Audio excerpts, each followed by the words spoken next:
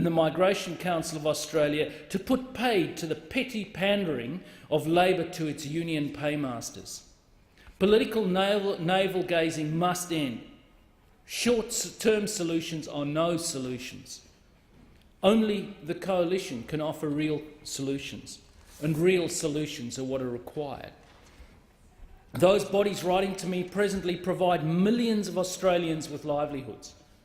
They generate wealth and opportunity in their communities. They know the value of hope, reward and opportunity. That is something the Gillard government and Labor can never say.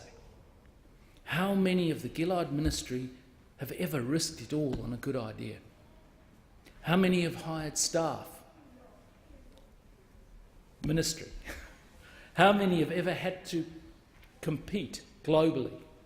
In the strongest possible terms, I stand with the Australian Industry Group, the Business Council of Australia, the Migration Council of Australia and any other fair dinkum Aussie who supports a fair go. Industry is concerned about the level of consultation, right that it should be, as a desperate and disoriented government rushes through significant changes to fix alleged abuses without subjecting inadequacies of its own regulatory impact statement process. The RIS exemption for the new labour market testing requirements in the bill cites exceptional circumstances. It is unclear what these circumstances are, given that the Minister's Department has provided no hard evidence of a systemic problem with the scheme. Unwarranted additional regulation of the 457 visa scheme risks. The Minister would do well to remember the words that I'm sure he was taught in the Christian Brothers in Kerry. Nia lorna guia lorna scallop. Translation, a windy day is not for thatching, meaning desperate political stunts backfire. The Australian public are not stupid. Since 2007-8, Labor has cut resourcing for compliance work in DIAC, including 457 monitoring, by over $20 million or 30%. Monitoring visits to employers are down by 67%. The number of sponsors formally warned has also dropped by 2/3. With spending set to rocket, with a 5 minutes to midnight bill, with the additional $3.4 million for inspectors, it'll be just another Labor lemon, another pink bats. Is such a scale-up possible in such a short period of time? Just as Labor can't protect our borders, they can't police the immigration system here in Australia. Minister, I implore you to put up or shut up. Provide the hard evidence to back up the nefarious accusations of widespread rorting of the system. Provide evidence as to why the existing safeguards are insufficient. Subject any proposed changes to the 457 visa scheme to a rigorous, transparent regulatory impact statement. Most damagingly, the bill seeks a return to Labor market testing, which was abandoned following a major departmental review in 2001 that found that it was costly, ineffective and inferior to the system we have today. One of the canons of a good migration system is that it delivers for all the community and does so quickly, cheaply and easily. The current list system of nominated areas of skills shortage is reflective of real market demand and secures reflexivity as a principle to guarantee Australia's global competitiveness. This bill places unnecessary and onerous requirements on employers through detailed reporting requirements of attempts that they have made to hire locally within the previous 6 months. The new regulations will reduce flexibility and waste time and resources for no discernible benefit. Let's go forward, not backward.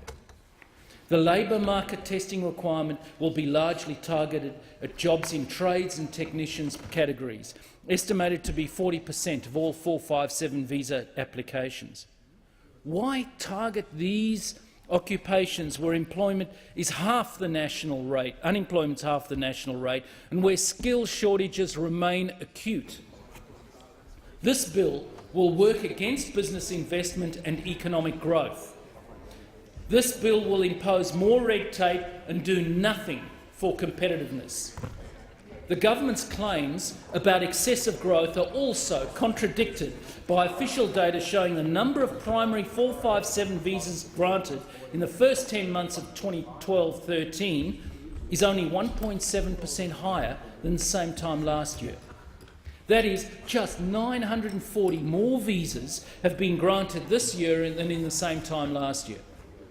This is a Labor bill through and through. And should I be surprised when we're presented with a bill that will put a bill on the door of job creators across the country? After all, Labor is the party of white Australia, of Kevin Red Tape Rudd and pink bats in school halls.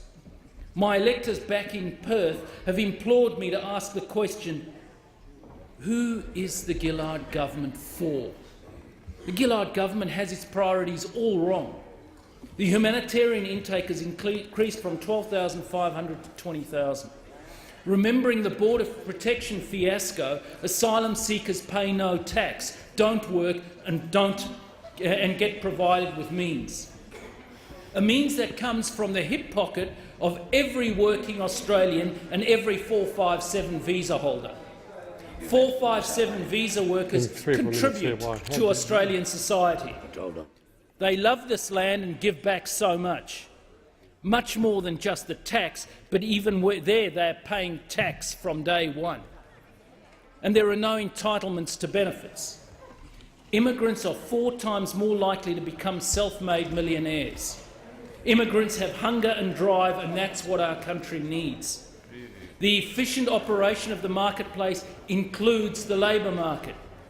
Asymmetry of supply of high-value human capital leads to artificial and uncompetitive market rates for labour. This is structurally crippling for our international competitiveness. This bill is an undisguised attack and attempt to demonise foreign workers. Examine that a little further, and those foreign workers come not from strange places but the UK, India and Ireland. The Prime Minister is attacking her own family and heritage. How does this attack on skilled migrants do anything to hold the memory and praise the contributions our migrants make every day? It appears the Labor economic strategy mirrors its political strategy straight from the textbooks of 1975. It's time, all right. Time for the Labor government to realise that the economy has undergone fundamental and desirably irreversible shifts to a high-value, high-wage, skills-based service economy. So manufacturing, whilst important for those involved in that industry, now accounts for less than 6% of our economy. This bill is scandalously political. Think of this, raising the price of a temporary sponsored visa from $350 to $450 to $900 from July 1 in less than 15 months. Nearly a 200% increase in less than 15 months because, simply put, Labor is addicted to spending. Like any addict, they deny they have a problem. But every time the debt ceiling is raised and forecasts broken should be a red flag opportunity. I'm concerned greatly with certain specific aspects about this bill, namely a legislative instrument listed to facilitate this bill to act as starting and enabling piece of legislation. Nowhere in the bill is it clear what labour market testing involves, what does it look like, what does it take to complete, and how much would it cost. I'm concerned about the lack of third-party oversight and the strength and breadth of checks and balances. Exemptions exist from labour market testing in incidents of major disaster. However, one would assume wrongly that the tragic incidents of a major disaster, natural or man-made, would be beyond politics. Alas, nothing is beyond politics for this Labor government. The Minister of the day would have the sole entitlement to decide where and for how long an area would be exempt from the labour market testing requirement. Surely this is open to rorting. It is fragile and facile to think otherwise. An economic event could conceivably be classed as a major disaster under the definition offered in this bill. The parameters need to be tightened up now and significantly. We must advance fairly and united. Sowing seeds of division is no way to make political gain.